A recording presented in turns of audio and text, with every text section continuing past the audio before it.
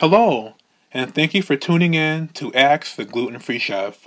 I'm your host, Calvin, and I'm here to answer your questions about celiac disease, gluten-free living, and gluten-free eating. To learn more information on how you too can live a simple, happy, and healthy gluten-free lifestyle, follow my food blog at theglutenfreechefblog.com or follow me on Twitter at glutenfreechef5 and like me on Facebook at the Gluten Free Chef blog by Calvin Eaton. We're also found on Stitcher, and you can also review and like this podcast over at iTunes. Let's jump right into this week's episode.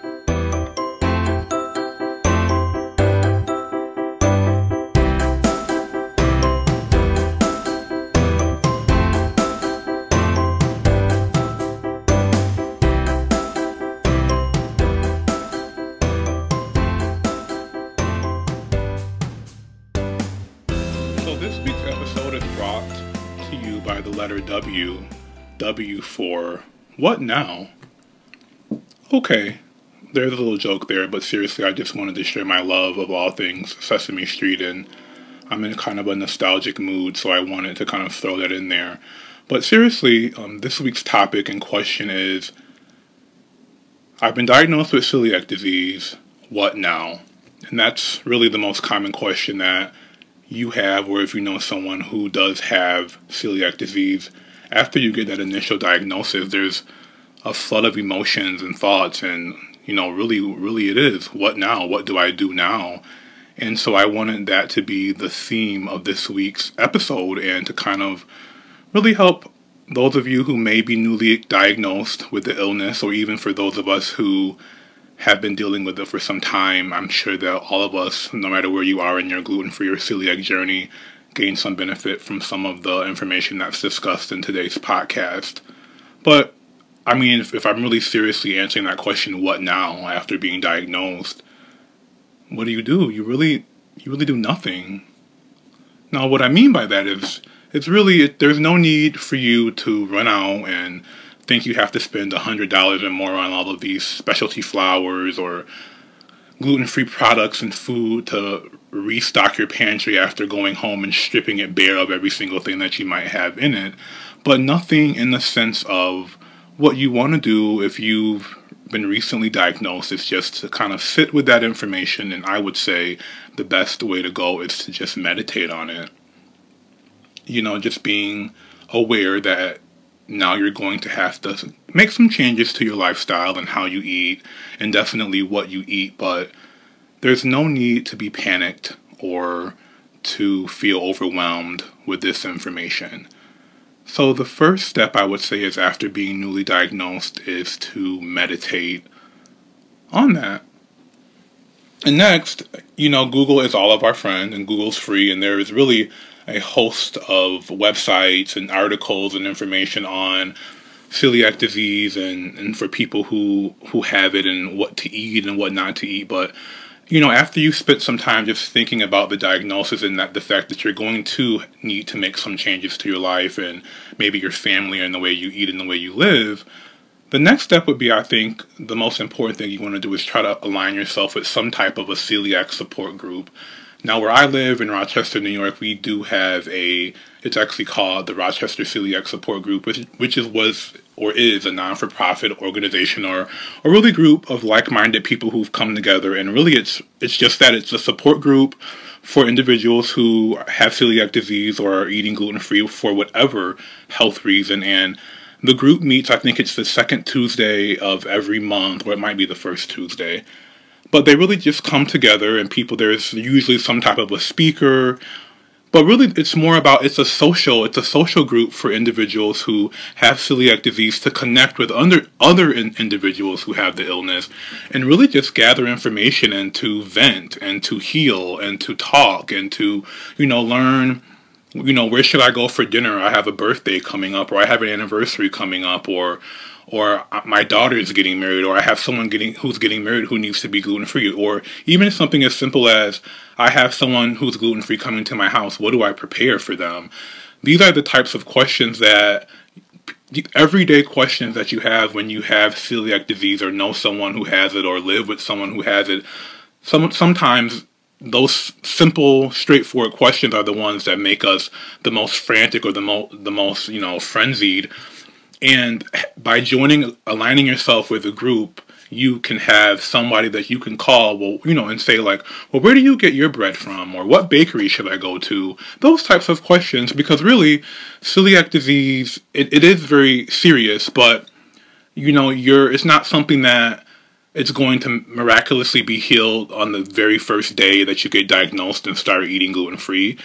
It's a long process of kind of detoxing your body from gluten and getting your gut healed, and that varies, as we've discussed in previous episodes, between one person to the next person. So trying to not have that, okay, I have to make all of these changes overnight and then I'm going to be healed tomorrow. If you're looking at it from that perspective or from that standpoint, then you're going to find yourself very frustrated and maybe even depressed with anxiety because the changes should be made gradually, not all at once, because for most of us, the road to recovery or diagnosis was not a road that you just went to the doctor one day and they said, oh yeah, let's take a test, you have celiac disease, okay. It's usually a little bit more complicated than that and a little bit more convoluted than that. So I think when you get that initial diagnosis, what do? You should take it in that way, or think about it in that way, that this is going to be a journey that's really never ending. There's a lot of information that you can glean from the internet and from books, but there's absolutely no way that you're going to become an expert at everything that there is to know about being a celiac or a person with celiac disease on that initial day, or even in one day or 1 week or 1 month in 1 year. And for myself, I've been someone who's been dealing with this for several years now, and I'm still learning new things and new products to buy, or because I'm a chef and I love to cook, thinking about different ingredients to use and how to, develop or adapt recipes that I previously made using wheat flour to now use non-wheat flour or some of the alternative flours that you need that really yield the best results. So, after meditation, join a celiac support group. I love face-to-face groups, but if you're in an area where there is no person-to-person or face-to-face type of a group, finding a group on Facebook. There are tons of Facebook groups with people who come together in that like chat room format, and really you can ask questions. You don't have to feel any type of way if you don't know something, if you don't understand an ingredient, if you're unsure of what you should eat of this particular brand. Is it gluten-free? There's just so many questions that always come up, and you really need a support system, people who understand the dilemma and can really give you that support, because I think the biggest concern when you're initially diagnosed is feeling like you're an island. Many people are literally the only person in their family, and if you're the person who is the breadwinner, or perhaps you're the person who does most of the cooking, a lot of just what to buy and what to eat and what not to eat falls on you.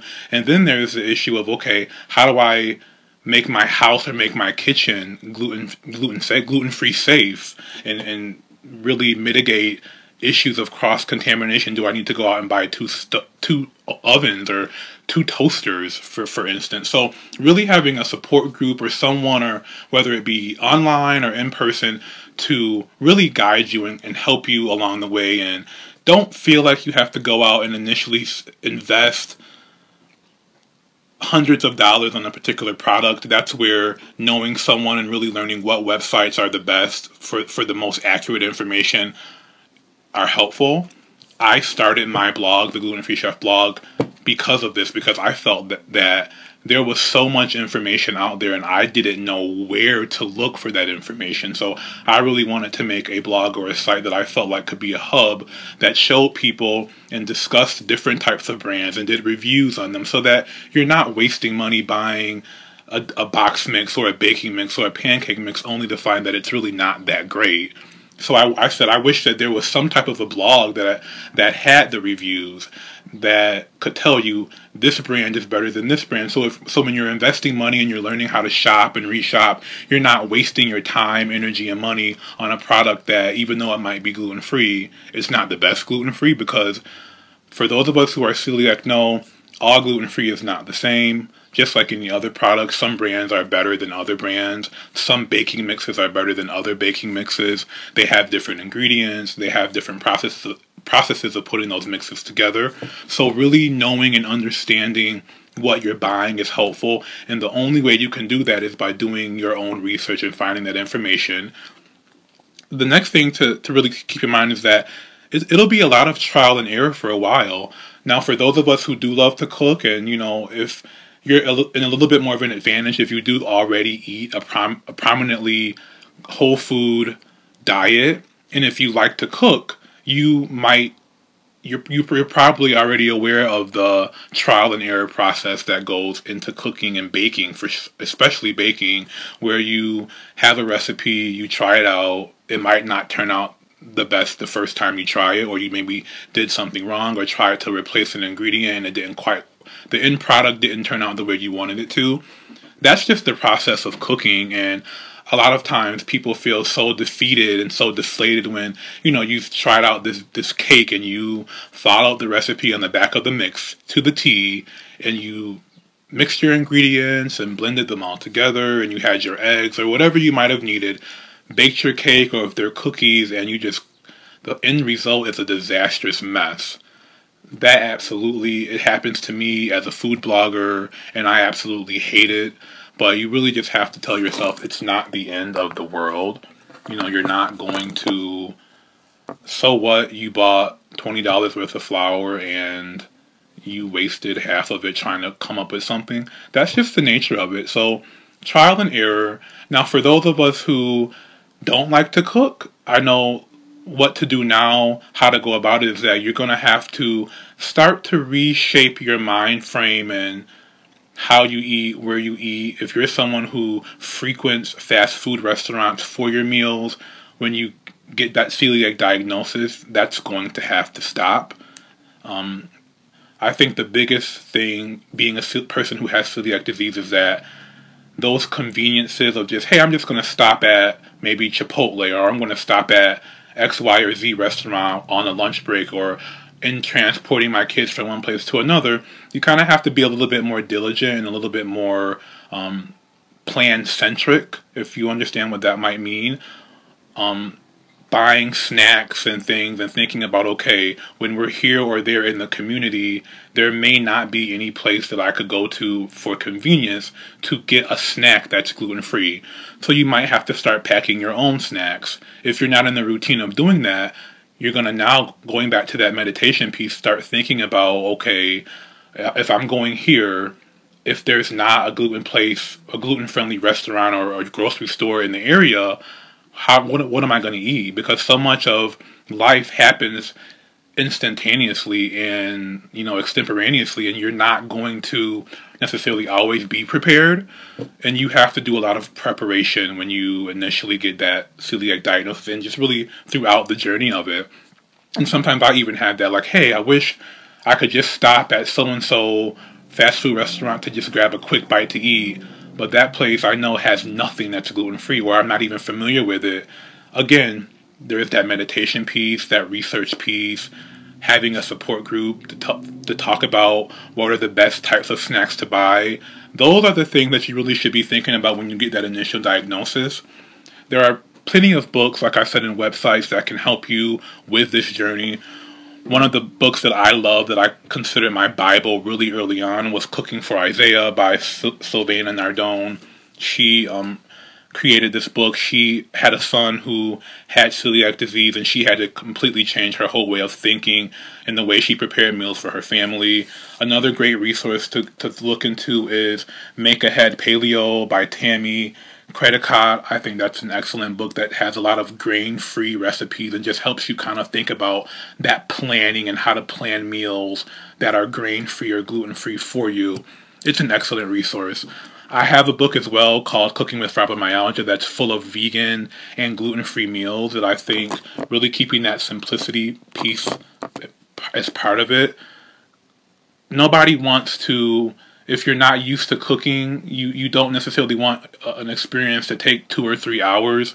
Gluten-free can be just as good as the food that you're used to, and you can use whole, fresh, healthy ingredients that taste great, not only from just savory meals to baked goods. And so that's really was the focus of my book, and also live as a person living with fibromyalgia. I think that's an awesome resource. All of these books can be found online, Amazon.com, and some of the others, the one both from Sylvana Nardone and Tammy, are found on Amazon, as well as where you buy books or books in your area. And another great just research resource is Gluten Freedom by Dr. Fasano, who is the founder and director of the Center for Celiac Research at Massachusetts General Hospital. This book is an excellent resource to get the history of celiac disease. A lot of his research, he was really one of the pioneers of really recognizing that celiac disease is a real illness, and that there are long-term implications of not getting diagnosed and stopping the gluten from entering into your body. So Gluten Freedom by Dr. Fasano is a great resource. And again, coming and listening to this blog for these types of questions is really how you begin to reshape your thinking and change your life and learn how to accept this new way of eating. But just the biggest thing they're keeping in mind that it's not the end of the world. You can eat something. Try not to be, so what's the word I'm looking for? Excessive with your thinking and or exaggerating, saying, oh, there's nothing I can eat. You absolutely have several things in your pantry right now, if you got diagnosed today, that you can eat that are gluten-free. You probably didn't even think about it. You don't have to go out and clean your pantry out and throw everything away. And even when thinking about that, how do I restock my pantry? Don't forget about food pantries in your area. Try not to be wasteful. If there are things that now you cannot eat or no one in your family will eat, donate it. Be thoughtful and methodical about this process. And I think if you do that, that's really how you're going to be successful in maybe the first 30 to 60 to 90 days of getting diagnosed with celiac disease. This was really a lot of information in this podcast, and this is definitely not going to be the only time that we talk about what to do after you've after you've received your initial diagnosis. But I think our time is up for this time, and I don't want to go on for too long. So what I want to do is wrap up our session, and I hope that you were able to glean just a bit of information from the podcast this week. Be sure for more information to visit my food blog, theglutenfreechefblog.com. You can follow me on Facebook at The Gluten Free Chef Blog by Calvin Eaton, as well as my Twitter page at Gluten Free Chef 5. And I hope you have an excellent week, and until the next time we meet, ask the Gluten Free Chef.